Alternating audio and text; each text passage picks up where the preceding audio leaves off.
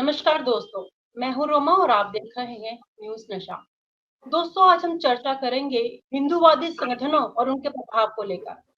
हाल ही में जैन समाज ने अपना एक राष्ट्रीय एकता संघ की स्थापना की है, जो समाज में एकता और जागरूकता को बढ़ाने के उद्देश्य से किया गया है। इस उद्देश्य का क्या मकसद है, आखिर ये क्यों बनाया जा रहा है, कि उसमें महिलाएं और युवा सब सम्मिलित है, आखिर क्या उद्देश्य है इस संगठन का? इस पर तमाम जानकारी देने के लिए आज हमारे साथ जुड़ चुके हैं मध्य प्रदेश से राजकुमार यादव जी। राजकुमार जी नमस्कार, स्वागत है आपका। जी धन्यवाद। जी जी रोमा जी, बनाया गया राष्ट्रीय एकता संघ बनाया है जैन समाज ने। आखिर इसको बनाने का उद्देश्य क्या है, क्यों बनाया गया है, क्या धारणा है इसके पीछे? इसको थोड़ा एक्सप्लेन करें आज हमारे दोस्तों के साथ। जी रोमा जी, क्या है जो जैन समाज के द्वारा जो मुनि हैं उन्होंने जो संगठन बनाने की बात की है, मैं आपको बड़े ही विस्तार से बता दूं कि ये सागर में उन्होंने घोषणा की है, सागर जिले में मध्य प्रदेश के में।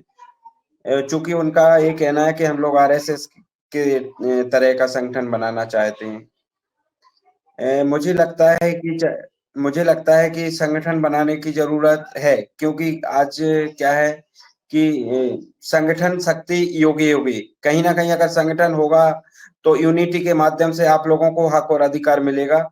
जैसे कि बाबा साहब अम्बेडकर थे, और बाबा साहब अम्बेडकर हमेशा ये बताते थे कि अगर आप कमजोर हैं और अकेले हैं तो आपको कहीं ना कहीं, जैसे 5 उंगली होती हैं, 5 उंगली में अगर एक एक उंगली को हर कोई तोड़ सकता है, लेकिन जब 5 उंगली को मिला करके अगर बनाते हैं तो वो एक एक मुक्का टाइप बन जाता है, इस टाइप का बोलते हैं।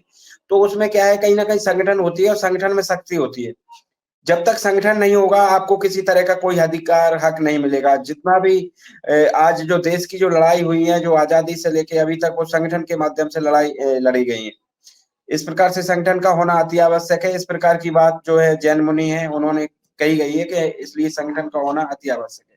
उसी क्रम में रोमा जी, मैं आपको एक बात बता दूं कि निश्चित तौर पर हक और अधिकार के लिए संगठन का होना अति आवश्यक है।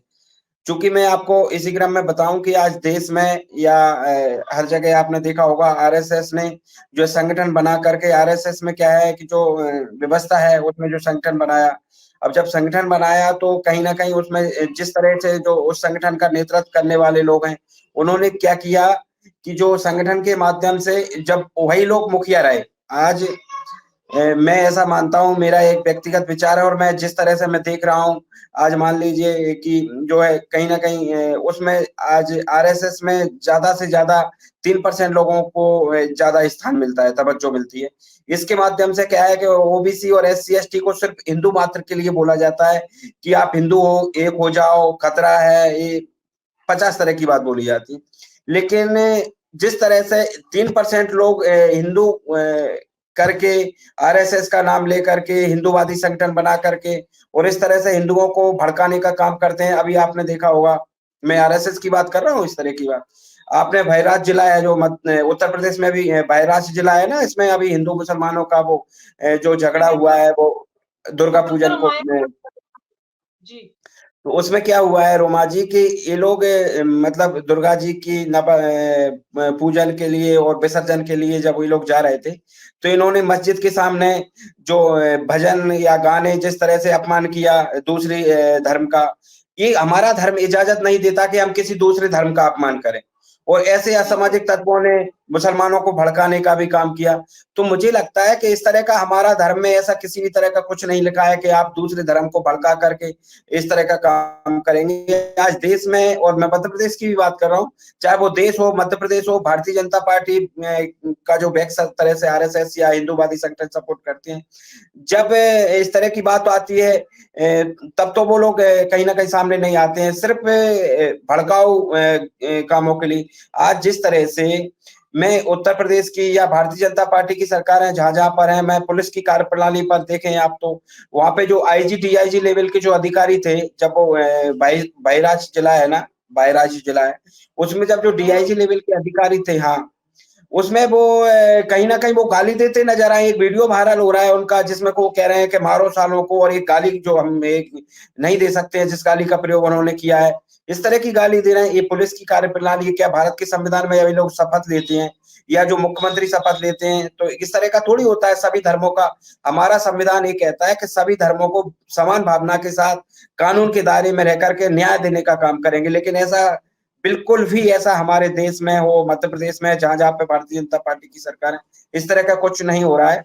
तो कहीं न कहीं लोग संविधान की जब हम शपथ खाते हैं, संविधान की बात करते हैं, तो संविधान होना चाहिए। क्योंकि मैं आपको एक बात बताऊँ, अभी उत्तर प्रदेश में भी चुनाव है, 9 जगह अब उपचुनाव की घोषणा हो गई है। तो इसको लेकर के कहीं न कहीं ये लोग हिंदू-मुसलमान की राजनीति करके अपना लाशों पर राजनीति करते हैं, मैं तो सीधा-सीधा ये कहूँगा। पार्टियाँ सीधी-सीधी क्या है लाशों पर राजनीति करने का काम करते हैं, इनको किसी तरह से कोई नहीं होता। अब जो गोपाल मिश्रा बेचारा खत्म हुआ है, उस परिवार की मेरी संवेदना है, मैं शोक संवेदनाएँ प्रकट करता हूँ उस व्यक्ति की। अब उस व्यक्ति का बेचारे का बच्चे का मान लो उस ऐसे मतलब लोगों को ऐसे अगर हिंदूवादी संगठनों के माध्यम से अगर हमारे देश की अगर नौजवान शहीद होते हैं या इस तरह की जो घटनाएँ होती हैं, मृत्यु होती हैं, तो काफ़ी दुखद है, ऐसी घटनाएँ नहीं होना चाहिए। इस तरह से कहीं न कहीं ये पार्टियों को इस तरह से भड़काऊ काम नहीं करना चाहिए, जहाँ तक मुझे लगता है। जी, रोमा। आपने बताया ये जो संगठन है, राष्ट्रीय एकता संगठन है, जो जी, आरएसएस की देखा-देखी उस टाइप का बनाया जा रहा है। तो क्या जी। संगठन बनाने के बाद ही अपनी बात को जनता किसी सरकार के सामने रख सकती है? क्या बिना संगठन के ऐसे काम नहीं किया जा सकता? क्या संगठन ज़रूरी है अपनी बात रखने के लिए? हाँ, मुझे लगता है कि सभी को अपना संगठन बनाना तो बेहद ज़रूरी है, मुझे लगता है। क्या होता है, संगठन के माध्यम से एक एकता की भावना आती है। चाहे वो जैन समाज संगठन बनाए, चाहे वो और भी कई संगठन बने, जैसे हम लोग ओबीसी जन कल्याण संघ के नेतृत्व में जैसे काम करते हैं। तो आज देखा है मतलब उस संगठन की बात करें या इसकी बात करें, मैं ये भी बात रखूँ कि आज जैसे मान लो ओबीसी समाज को 27% आरक्षण है नौकरियों में। तो मुझे नहीं लगता कि पूरा देश में आप अगर 100% से 27% का आप आकलन करेंगे, तो ओबीसी के इतने अधिकारी नहीं मिल सकते। क्यों नहीं मिल सकते हैं? क्योंकि उन वो लोग जागरूक नहीं हैं। ओबीसी समाज क्या है, आज आपने देखा होगा कि ओबीसी समाज जागरूक नहीं है और नेतृत्व करना नहीं चाहता है, ना नेतृत्व करना आता है। वो कहीं न कहीं कुछ के लोगों के साथ पीछे लगना आता है। तो इसीलिए मैं देश में पूरे में काम कर रहा हूँ कि जो है ओबीसी जन कल्याण संघ के माध्यम से पूरा ओ ओबीसी समाज जागरूक हो, और चाहे वो जैन समाज के संगठन की बात हो। मैं ये इस बात की पूरी-पूरी सहमति दर्ज करता हूँ कि चाहे वो किसी भी तरह का कोई संगठन है, जातियों में अगर संगठन होगा, तो उनको हक और हिस्सेदारी मिल सकती है। अन्यथा एक-एक करके किसी भी तरह से किसी को हक और अधिकार सम्मान ये बिल्कुल भी मिलने वाला नहीं है। सरकारें भी संगठन से जुड़ती हैं, जब तक आपके सामाजिक संगठन नहीं होंगे, सरकार आपको जातिगत रूप से, सामाजिक रूप से किसी तरह की कोई हिस्सेदारी देने वाली नहीं है। तो रोमा जी, जहाँ तक मुझे लगता है कि बिल्कुल मैं सहमत हूँ, अगर वो ऐसा कर रहे हैं, तो अ, निश्चित तौर पे जो है समाजों को जातियों को जो है संगठन के माध्यम से हक अधिकार मिलता है। जी, रोमा जी। क्या इस संगठन का जैन समाज पर क्या प्रभाव पड़ सकता है? और क्या ये संगठन अन्य धर्मों के संगठनों का भी सहयोग करेगा या सिर्फ अपने संगठन को, अपने जैन समाज को मजबूत करने के लिए बनाया जा रहा है या औरों का भी सपोर्ट करेगा? नहीं, अब चूँकि इसमें जैन समाज को भी ऐसा लगा होगा कि हम लोगों की उपेक्षा की जाती है, हमारा जैसे संगठन नहीं है, तो हम लोगों की उपेक्षा की जाती है, हम लोगों को एक अधिकार नहीं मिलता है, हिस्सेदारी नहीं मिलती है। सम्मान नहीं मिलता है या सामाजिक न्याय नहीं मिलता है। तो इस तरह से जो है कहीं न कहीं संगठन बनाने की जो है बात हुई है, और मुझे लगता है कि अगर संगठन बनेगा तो समाज को लाभ निश्चित तौर पे समाज का लाभ तो होना ही होना है ना निश्चित। जी, रोमा जी। ये सवाल आपको भी ले लेती हूँ। आप भी अपने जो संगठन है, जन कल्याण संगठन मतलब एक बार संगठन का नाम भी बता दीजिए, उसके आप राष्ट्रीय ओबीसी अध्यक्ष हैं। ओबीसी संगठन जन किस कल्याण तरीके संघ।